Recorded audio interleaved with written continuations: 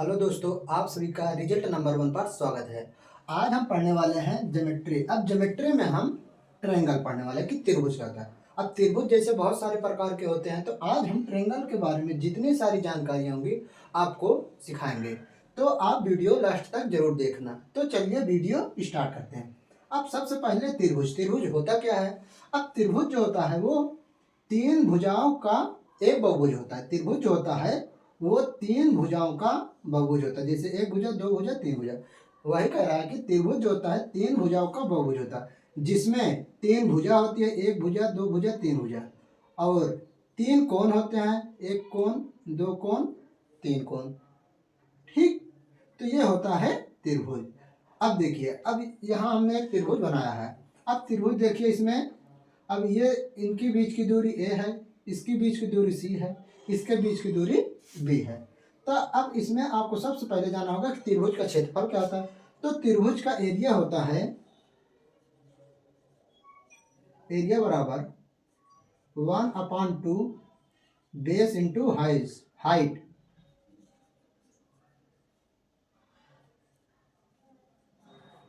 अब बेस इसी को आधार कहते हैं।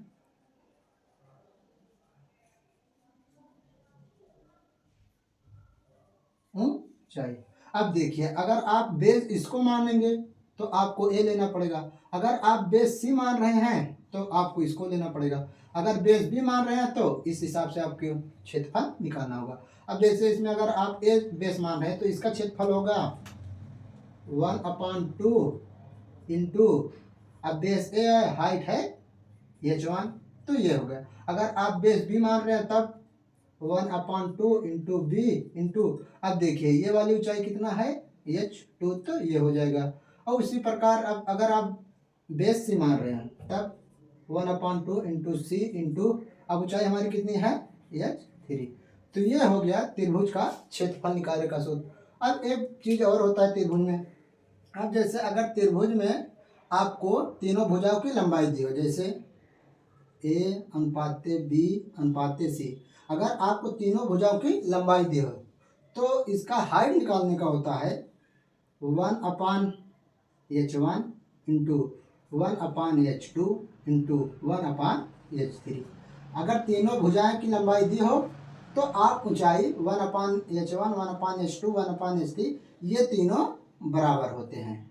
ठीक, अब उसी प्रकार यहाँ अगर आपको हाइट दी हो, जैसे h1 अनुपाते h2 अनुपाते h3, तब अगर आपको भुजा निकालना हो तो 1/a into 1/b into 1/c।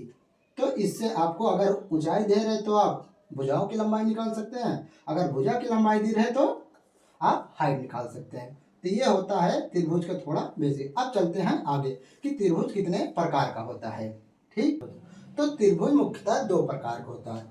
एक होता है भुजाओं के आधार पर, एक होता है कोण के आधार पर। तो त्रिभुज मुख्यतः दो प्रकार का, एक होता है भुजाओं के आधार पर, दूसरा का होता है कोण के आधार पर। अब भुजाओं के आधार पर आपको तीन त्रिभुज बनता है। उसी प्रकार कोणों के आधार पर भी तीन त्रिभुज बनता है। तो चलते हैं, सीखते हैं कि भुजाओं के आधार पर तीन त्रिभुज कौन कौन से होते हैं। तो पहला त्रिभुज होता है समबाहु त्रिभुज।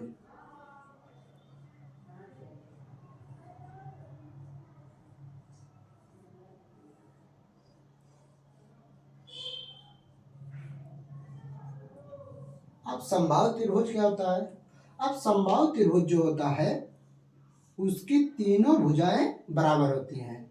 जो समबाहु त्रिभुज होता है उसकी तीनों भुजाएं बराबर होती हैं। जिसकी तीनों भुजाएं बराबर हों उसे समबाहु त्रिभुज कहते हैं। ठीक, अब दूसरा का होता है समद्विबाहु त्रिभुज।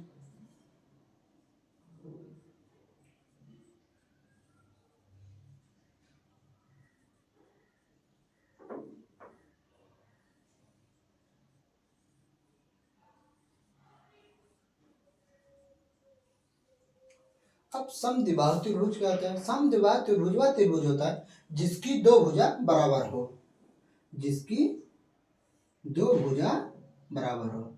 जैसे इसकी दो भुजा बराबर होती हैं उसे समद्विबाहु त्रिभुज कहते हैं। अब एक होता है विषमबाहु त्रिभुज जो तीसरा का होता है।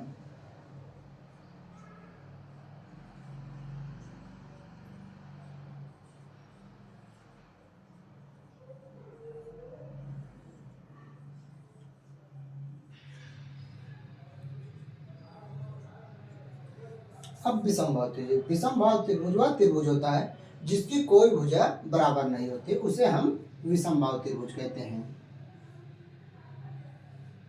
जैसे ये, अब इसकी कोई भी भुजा बराबर नहीं है, तो ये होता है भुजाओं के आधार पर तीन त्रिभुज, जो को आपको पता होना चाहिए। अब चलते हैं कोणों के आधार पर। अब कोणों के आधार पर वैसे तो बहुत सारे त्रिभुज बनते हैं, पर आपके सिलेबस में खाली तीन त्रिभुज है, जिसमें से पहला है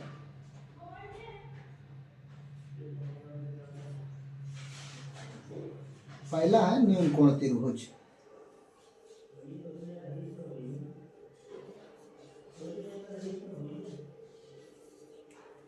अब न्यून कोण त्रिभुज क्या होता है? न्यून कोण त्रिभुज वह त्रिभुज होता है जिसके सभी कोण 90 अंश से कम होते हैं, उसे हम न्यून कोण त्रिभुज कहते हैं। न्यून कोण त्रिभुज के सारे कोण 90 अंश से कम होते हैं। अब दूसरा का होता है समकोण त्रिभुज।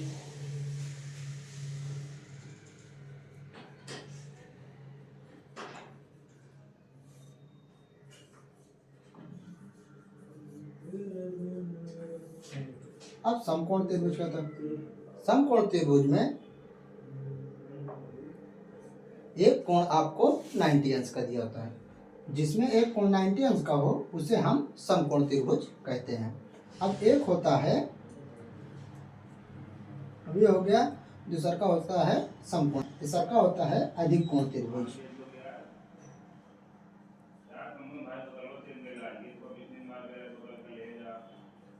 अधिक कोण त्रिभुज।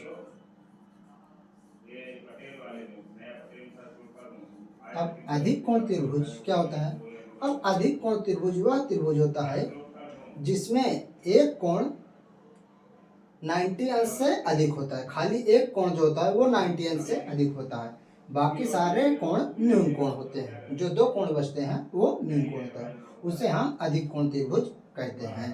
तो ये था कोणों के त्रिभुज के प्रकार की भुजाओं के आधार पर और कोणों के आधार पर। अब हम आगे चलते हैं। अब हम जानते हैं त्रिभुज के निर्माण की शर्तें, कि त्रिभुज बनाने के लिए आपको कौन कौन सी शर्तें लागू करनी होगी। तो चलिए जानते हैं। तो पहली शर्त होती है किन्हीं दो भुजाओं का योग हमेशा तीसरी भुजा से बड़ा होता है। अब जैसे त्रिभुज में तीन भुजाएं दी होती हैं, त्रिभुज में तीन भुजाएं दी होती है, उसमें से आप किन्हीं भी दो भुजा को ले लो, ए बी सी। अब जैसे अगर भुजा ए बी ले रहे हैं, ए प्लस बी, ये हमेशा आपके भुजा सी से बड़ा होगा। उसी प्रकार अगर आप भुजा बी सी ले रहे हो, बी प्लस सी, ये हमेशा भुजा ए से बड़ा होगा। उसी प्रकार अगर आप ए और सी ले रहे हो तो ये हमेशा आपका बी से बड़ा होगा। अगर तीन भुजाएं दी हो, अगर ये नियम फॉलो हो रहा तभी त्रिभुज बनेगा, अन्यथा त्रिभुज नहीं बनेगा। अब दूसरा शर्त क्या होती है? दो भुजाओं का अंतर हमेशा तीसरी भुजा से कम होता है। ठीक, अब जैसे इसमें पहला अंतर देखिए। अब जैसे त्रिभुज में तीन भुजाएं दी होगी, अब इसमें अगर आप भुजा ए और बी ले रहे हैं, ए माइनस बी, इसका अंतर हमेशा भुजा सी से कम होगा। इन दोनों का अंतर हमेशा भुजा सी से कम होगा। उसी प्रकार अगर आप भुजा बी सी ले रहे हो, बी माइनस सी, तो ये हमेशा आपकी भुजा ए से कम होगा। उसी प्रकार अगर आप ए सी ले रहे हो, ए माइनस सी, तो ये हमेशा भुजा बी से कम होगा। तो ये होता है त्रिभुज के निर्माण की दो शर्तें। ये दोनों, अगर पहला शर्त क्या होती है? किन्हीं दो भुजाओं का योग हमेशा तीसरी भुजा से बड़ा होता है। और दूसरा का कह रहा है कि किन्हीं दो भुजाओं का अंतर हमेशा तीसरी भुजा से कम होता है। अगर तीसरा का, यदि किन्हीं दो भुजाओं का योग हमेशा तीसरी भुजा के बराबर आ जाए, जैसे यहाँ तो तीसरी भुजा से कम या ज़्यादा हो रहा है, अगर तीसरी भुजा के बराबर आ जाए तो उस केस में त्रिभुज नहीं बनेगा। ये आपको ध्यान में रखना होगा। अब हम आगे चलते हैं।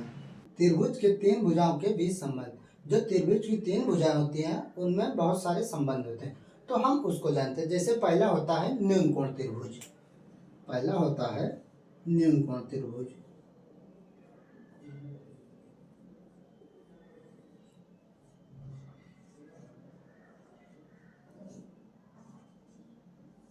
अब न्यून कोण त्रिभुज आपको इसको पहले बताया, जिसका सभी कोण 90 अंश से कम हो उसे न्यून कोण त्रिभुज कहते हैं। ठीक, अब जैसे ये त्रिभुज ए बी सी, तो न्यून कोण त्रिभुज में कहता है कि न्यून कोण त्रिभुज की जो सबसे बड़ी भुजा होती है, न्यून कोण त्रिभुज की जो सबसे बड़ी भुजा होती है उसका स्क्वायर अन्य दो भुजाओं के स्क्वायर से कम होता है। कह रहा है कि त्रिभुज की सबसे बड़ी भुजा का स्क्वायर अन्य दो भुजा के स्क्वायर से कम होता है। ठीक, न्यून कोण त्रिभुज जो सबसे बड़ी भुजा होती है उसका स्क्वायर अन्य दो भुजाओं के स्क्वायर से कम होता है, उसे हम न्यून कोण त्रिभुज कहते हैं। अब एक होता है समकोण त्रिभुज।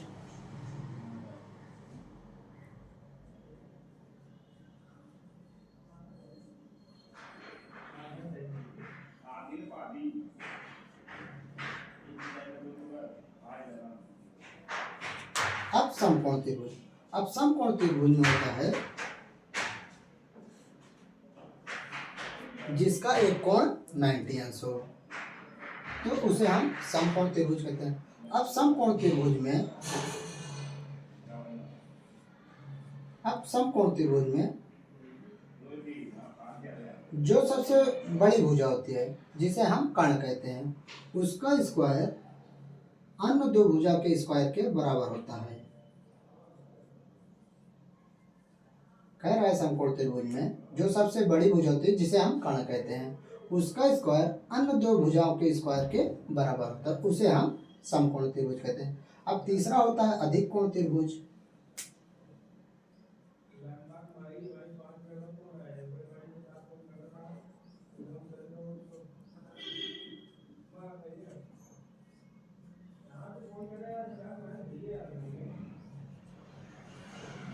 अब अधिक कोण त्रिभुज, अब अधिक कोण त्रिभुज जिसका एक कोण 90 अंश से अधिक हो उसे हम अधिक कोण त्रिभुज कहते हैं। अब अधिक कोण त्रिभुज में जो सबसे बड़ी भुजा होती है उसका स्क्वायर अन्य दो भुजाओं के स्क्वायर से ज्यादा होता है, जैसे ए बी सी।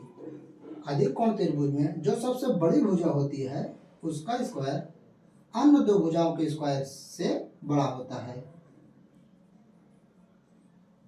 तो अधिक कोण त्रिभुज में जो सबसे बड़ी भुजा होती है उसका स्क्वायर अन्य दो भुजाओं के स्क्वायर से बड़ा होता है, उसे हम अधिक कोण त्रिभुज कहते हैं। तो ये था आज हम के वीडियो में त्रिभुज के जितने सारी जानकारी होती है इस वीडियो में आपको बताया हमने। तो अगर आपको वीडियो पसंद आए तो लाइक करें, शेयर करें एंड हमारे चैनल को सब्सक्राइब करें।